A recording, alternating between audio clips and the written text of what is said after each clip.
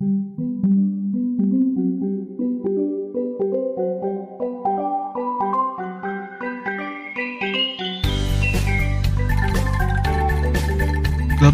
budaya menjadi tantangan baru bagi masyarakat tradisional. Masyarakat harus lebih kreatif untuk mengelola budaya dan tradisi lokal. Pengembangan wisata budaya menjadi aksi antisipasi globalisasi budaya.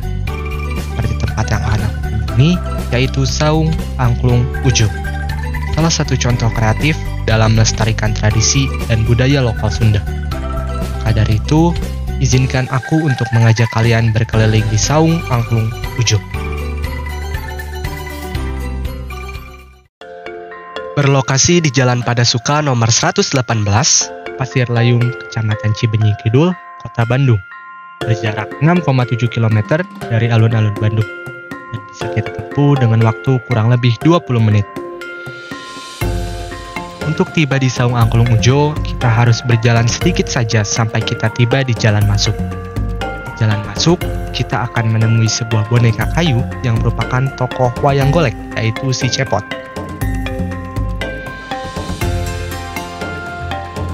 Pertama kali menginjakan kaki di area Saung Ujo, aku sangat merasakan sejuk.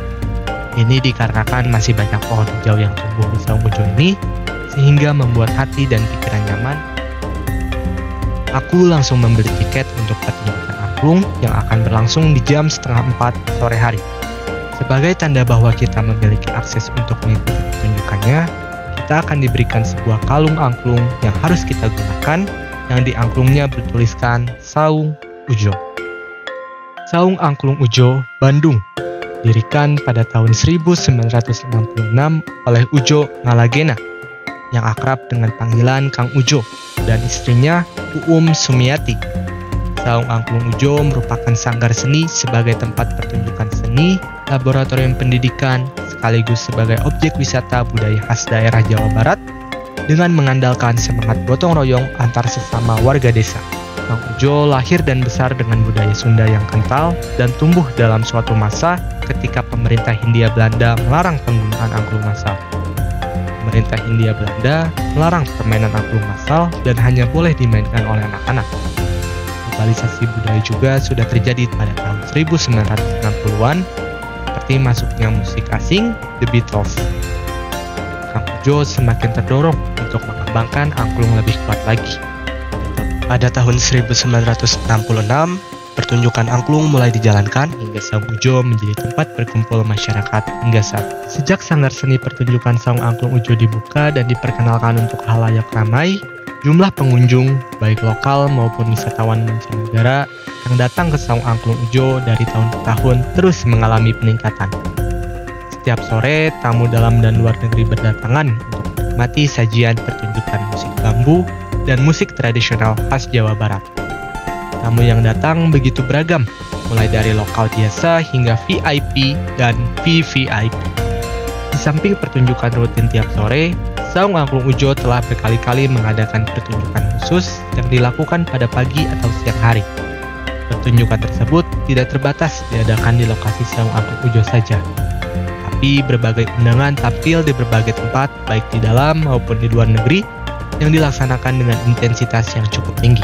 Apa yang selanjutnya dilakukan Saung Angklung Ujo tidak terbatas pada hanya menjual seni pertunjukan saja. Berbagai produk alat musik bambu tradisional seperti angklung, arumba, calung, dan yang lainnya dibuat dan dijual kepada para pengunjung, serta mengingat keterbatasan lahan serta untuk menstimulan perekonomian masyarakat lokal sekitar Saung Angklung Ujo.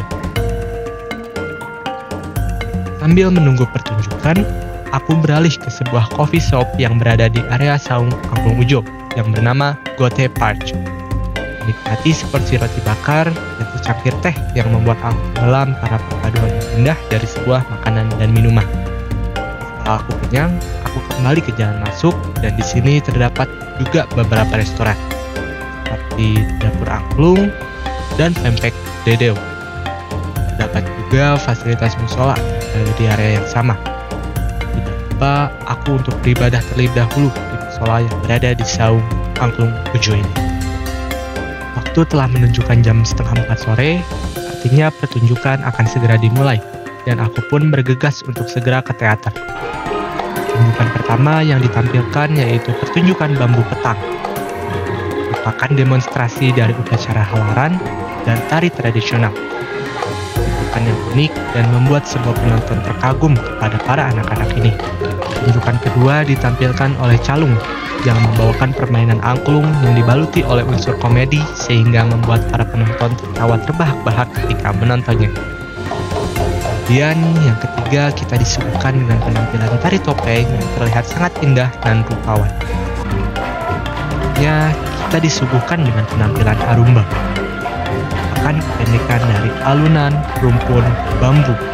Sebuah penampilan musik yang terdiri dari beberapa alat musik bambu yaitu angklung, bas angklung, dan gambang. Pertunjukan terakhir adalah pertunjukan angklung masal Nusantara. Demonstrasikan tarian-tarian khas yang ada di Indonesia mulai dari Sabang sampai Merauke. Setelah pertunjukan selesai, ada sesi pembelajaran angklung bersama yang langsung dipandu oleh senior dari Saung Angklung Ujo. Masing-masing penonton diberikan angklung dan diajarkan tentang bagaimana cara memainkannya. Bersama-sama dengan penonton lain, kita menyatukan suara angklung sehingga membentuk suatu harmoni yang indah. Setelah pertunjukan dan pembelajaran angklungnya selesai, aku langsung beranjak menuju souvenir shop. Di sini aku mencari suatu benda yang bisa terus mengingatkanku akan Saung Angklung Ujo. Pada akhirnya, aku membeli sebuah angklung mini dan gantungan kunci dari sini.